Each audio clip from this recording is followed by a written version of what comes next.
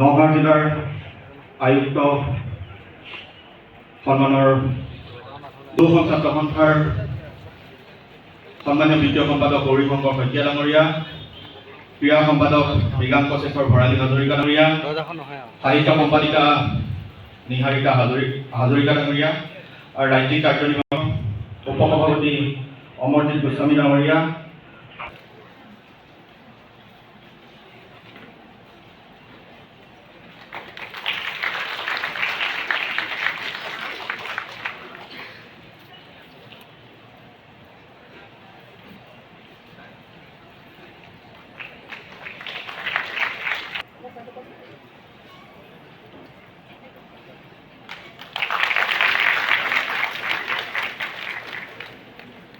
এখন ফুলাম গামোচা, চেলেং, স্মাৰক, জাপি আৰু শৰাইৰে তেখেতক সন্মান জনাইছে।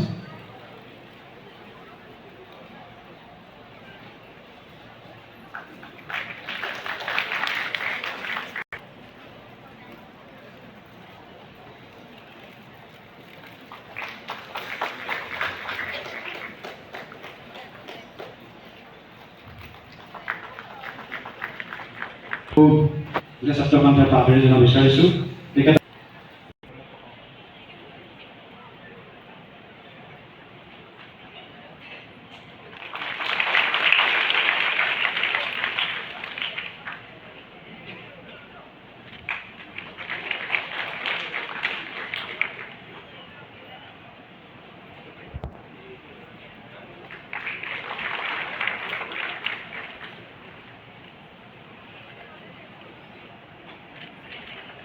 আমাৰ মাজত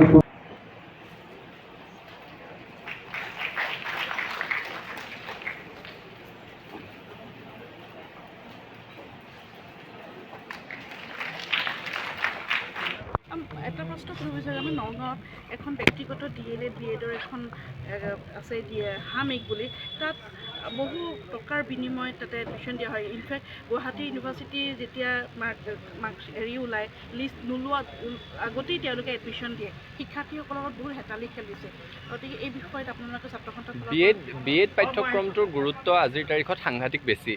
গতিকে যিহেতু ইমান গুৰুত্ব আছে পাঠ্যক্ৰমটোৰ, চৰকাৰে এই পাঠ্যক্ৰমটো কি ধৰণেৰে চলি আছে অসমত সেই বিষয়টো অলপ গুৰুত্ব সহকাৰে চিন্তা কৰা উচিত। ব্যক্তিগত খণ্ডত BEd পঢ়া কথাটো নিম্ন মধ্যবিত্ত মানুহে ভাবিবও নোৱাৰে। 1 লাখ টকাতকৈ বেছি নামভৰ্তিৰ ফিজ দি মানুহে ইঞ্জিনিয়াৰিং মেডিকেলো পঢ়িব নালাগে। তেনে প্ৰেক্ষাপটত BEdৰ দৰে গুৰুত্বপূৰ্ণ পাঠ্যক্ৰম এটা ইমান বেছি ফিজ লৈ সমগ্ৰ অসমতে চলি আছে, কথাটোত গুৰুত্ব দিব লাগে। চৰকাৰী মহাবিদ্যালয়সমূহৰ ক্ষেত্ৰতো আজি এতিয়া গুৱাহাটী বিশ্ববিদ্যালয়ৰ BEdৰ এণ্ট্ৰেঞ্চৰ ফিজ 2000 টকা পৰ্যন্ত। এটা প্ৰৱেশ পৰীক্ষাৰ কাৰণে এগৰাকী ছাত্ৰ ছাত্ৰীৰ পৰা 2000 টকালৈকে লোৱাটো সমীচীন নেকি, যুক্তিসংগত নেকি? এই কথাবোৰৰ বিবেচনা হ'ব লাগে। আৰু BEd গোটেই পাঠ্যক্ৰমটোৰ সমগ্ৰ অসমত যি ধৰণেৰে চলি আছে, চৰকাৰে এটা পৰ্যালোচনা কৰিব লাগে আৰু তাৰ যিটো নামভৰ্তিৰ মাচুল বা তাৰ যিটো বছৰেকীয়া মাচুল, সেইটো কি ধৰণেৰে নিয়ন্ত্ৰণ কৰিব পাৰে, সেইটো কি ধৰণেৰে ব্যক্তিগত খণ্ড আৰু ৰাজহুৱা খণ্ডৰ মাজত সামঞ্জস্য ৰক্ষা কৰি আগবাঢ়ি যাব পাৰে, এই ক্ষেত্ৰত চৰকাৰে শীঘ্ৰেই ফলপ্ৰসূ পদক্ষেপ গ্ৰহণ কৰিবৰ কাৰণে দাবী জনাইছোঁ। তাৰ ক্ষেত্ৰত দেখিবলৈ পোৱা গৈছে অডিঅ' ৰেকৰ্ডিঙো ভাইৰেল হৈছে, 4-5 লাখ টকালৈকে হেৰি হৈছে দাবী কৰে যে ছাত্ৰ ছাত্ৰীক 3.5 লাখ টকা আৰু ছাত্ৰ সন্থাৰ ফালৰ পৰা কিবা এই বিষয়ত কিবা নহয়। নামভৰ্তিৰ ক্ষেত্ৰত যদি তেনেকুৱা দুৰ্নীতি হৈছে, তেতিয়াহ'লে একদম পুংখানুপুংখ তদন্ত হ'ব লাগে। ছাত্ৰ ছাত্ৰীৰ জীৱনক লৈ হেতালি খেলা কোনো লোককে সাৰি যাব দিব নালাগে।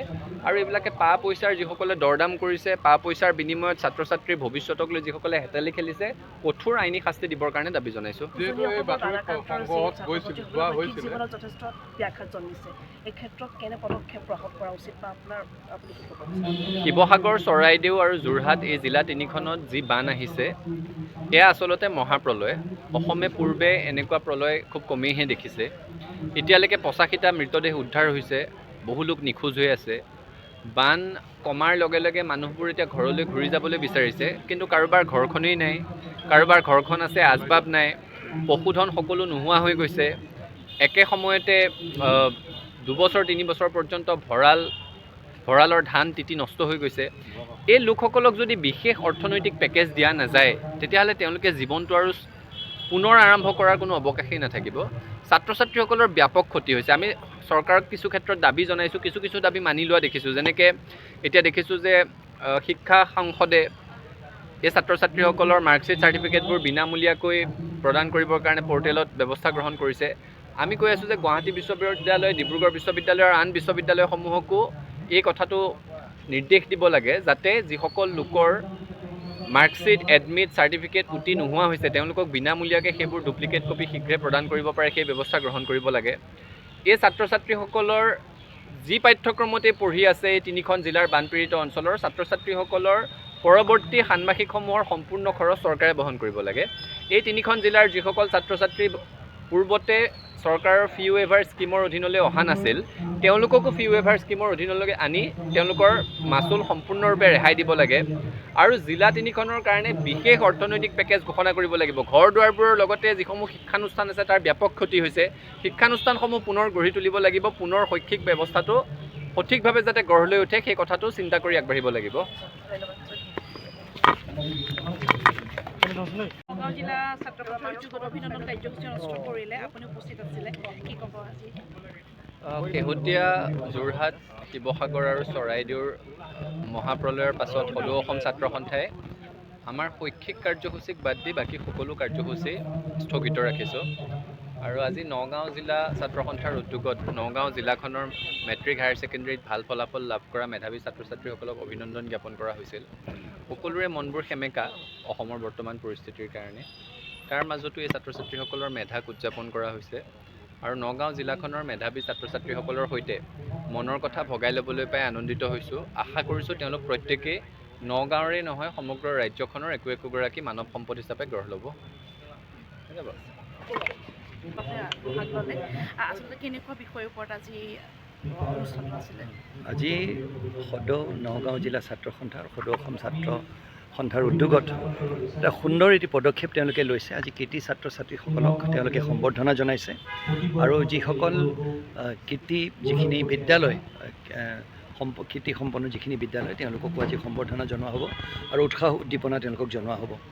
আৰু মই ভাবোঁ যে আমাৰ সমাজখনত এনেধৰণৰ এটা অত্যন্ত গুৰুত্বপূৰ্ণ এইটো দিশ এটা য'ত আমাৰ নতুন প্ৰজন্মই যি এটা ভাল এটা পৰীক্ষাত ভালকৈ উত্তীৰ্ণ হৈ আজি তেওঁলোকক উৎসাহ উদ্দীপনা জনোৱাটো আমাৰ সমাজখনৰ এটা কৰ্তব্য।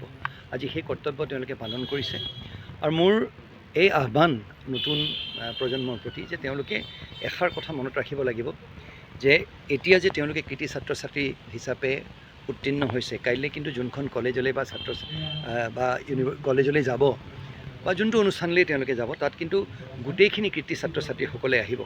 সেইকাৰণে আজিকালি আমি শুনিবলৈ পাওঁ পটককৈ ডিপ্ৰেশ্যন হয় বা সমাজখনৰ তেওঁলোকৰ প্ৰতি ধৰি লওক এক্সপেক্টেশ্যনটোও বহুত বেছি, যাৰ ফলত আমাৰ নতুন প্ৰজন্ম কেতিয়াবা ডিপ্ৰেশ্যনত ভুগিবলগীয়া হয়। সেই ডিপ্ৰেশ্যনত যাতে তেওঁলোকে নুভুগে, কৃতি ছাত্ৰ ছাত্ৰী তেওঁলোক হয় আৰু তেওঁলোক সদায় থাকিব। খালি আমাৰ যোনটো এক্সপেক্টেশ্যন বুলি যোনটো কয় সেইটোক সদায় আমি এখন প্ৰথম দৰ্জাখন আমি পালে ভাল, আমি IITত পঢ়িবলৈ পালে ভাল, আমি ইণ্ডিয়ান ইনষ্টিটিউট অফ মেডিকেল ছায়েন্সেছত পঢ়িবলৈ ভাল, আমি কটন কলেজত পঢ়িবলৈ পালে ভাল। কিন্তু কিবা কাৰণবশতঃ যদি আমি নোৱাৰোঁ তেতিয়াহ'লে কিন্তু সেইটো আমাৰ জীৱনৰ যি আমাৰ হ'ব, যি আমাৰ লক্ষ্য হ'ব সেইটোৰ মাপদণ্ড নহয়। সেইকাৰণে কোনোবা কেতিয়াবা আমি আমাৰ লক্ষ্যত কিবা কাৰণবশতঃ আমি উপনীত নহ'ব পাৰোঁ, কিন্তু আত্মবিশ্বাস যদি থাকে আমি নিশ্চয় জীৱনত জয়যুক্ত হ'ম, সেইটোৱে মই ক'ব বিচাৰিম। অন্য ৰাজ্য কিন্তু এতিয়া হৈছে হয় আপুনি ঠিকেই কৈছে, অন্য ৰাজ্যৰ তুলনাত কম, কিন্তু এতিয়া যি হৈছে, এতিয়া ধৰি লওক UPSCৰ যোনটো পৰীক্ষাৰ পেটাৰ্ণ, আগতে এটা আছিলে কি ছায়েন্স পঢ়া ল'ৰা ছোৱালী বা ইঞ্জিনিয়াৰসকলে বেছি পাইছিলে, কিন্তু এতিয়া দেখিছে এতিয়া পৰীক্ষাৰ পেটাৰ্ণটো অকণ বেলেগ হৈছে। মোৰ দৃঢ় বিশ্বাস, মই অত্যন্ত আশাবাদী যে অনাগত দিনত আমাৰ অসমৰ ছাত্ৰ ছাত্ৰীসকলেও এই পৰীক্ষাত উত্তীৰ্ণ হ'ব।